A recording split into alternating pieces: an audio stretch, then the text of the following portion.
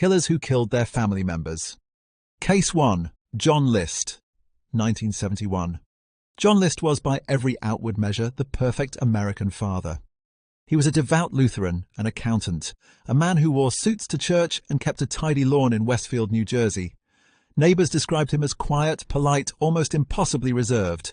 Nobody on Hillside Avenue would have pointed to John List as a man capable of anything violent, let alone what he did on November the 9th, 1971.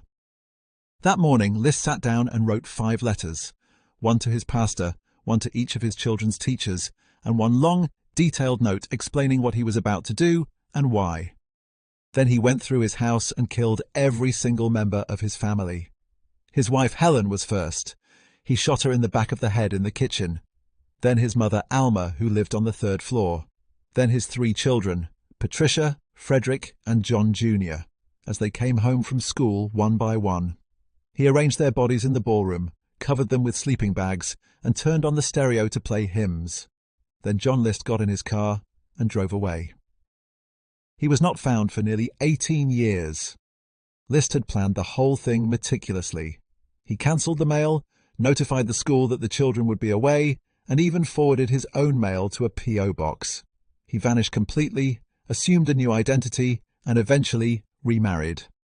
He was living quietly in Richmond, Virginia as Robert Clark when the television show America's Most Wanted broadcast his case in 1989, using a forensic sculpture of what he might look like after nearly 2 decades. A neighbor recognized him and called it in within days. When police arrived at his home, he denied everything until the evidence became impossible to argue with. In court, List argued that he had killed his family to protect their souls. He genuinely believed that if his family continued down the path they were on financially, spiritually, and socially, they would lose their way and go to hell. By killing them himself, in a state of grace, he believed he was guaranteeing them a place in heaven. As for himself, he accepted that he would be damned for what he did. His defense was not insanity but sincere religious conviction, which made it, in many ways, more disturbing.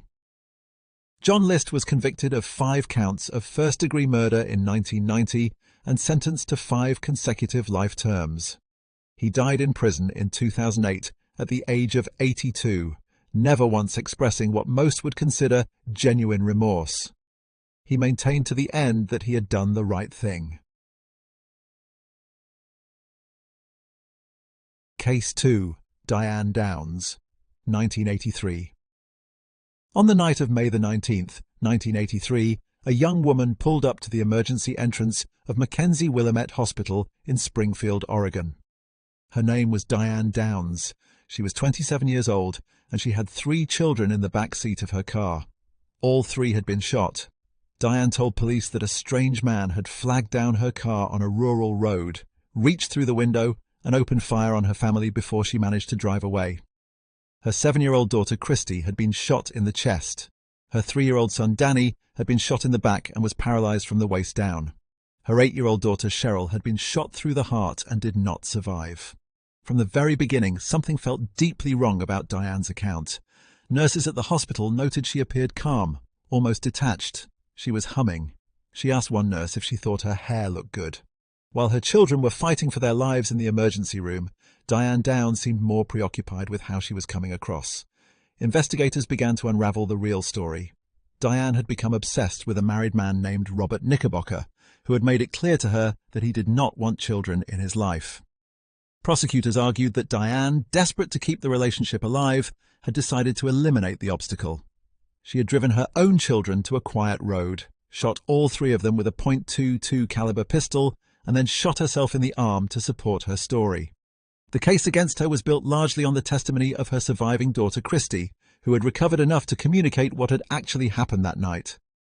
A 7-year-old child pointing at her own mother in court remains one of the most haunting moments in American true crime history.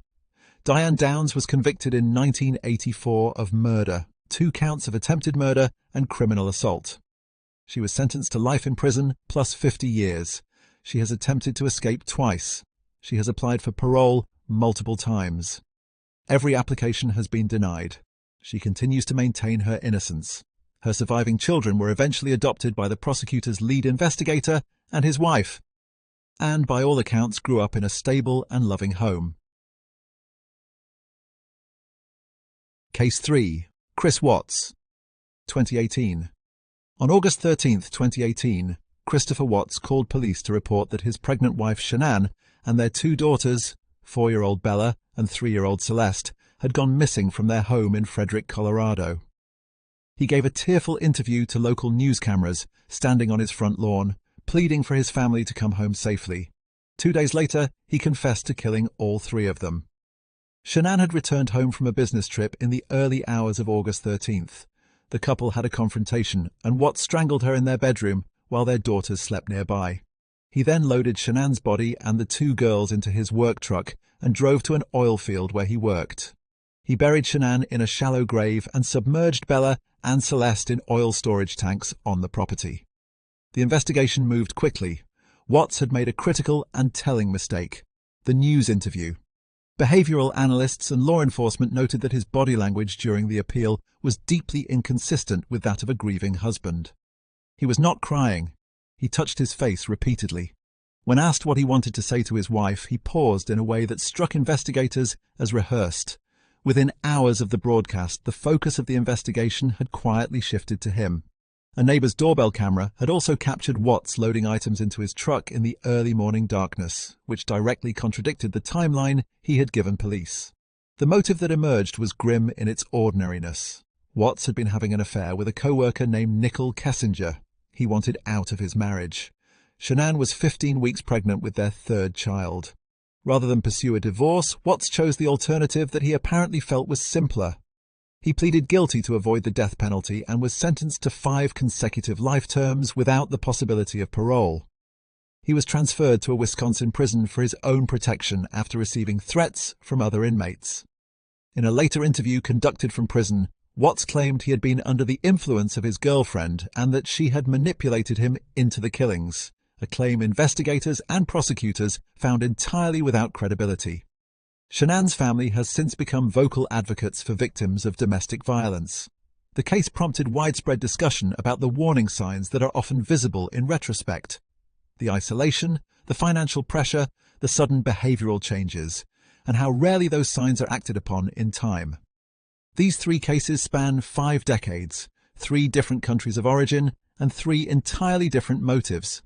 A man who killed for God, a woman who killed for love, a man who killed for convenience. What they share is the particular horror of violence that comes from inside the home, from the people who are supposed to be the safest presence in those children's and partners' lives. True crime is not about celebrating what these people did. It's about understanding how it happens, recognizing the patterns, and making sure these victims are not forgotten. If you found this video worthwhile, please hit the like button. It genuinely helps this channel reach more people. And if you want more cases like these every week, subscribe and turn on notifications so you never miss one. See you in the next video.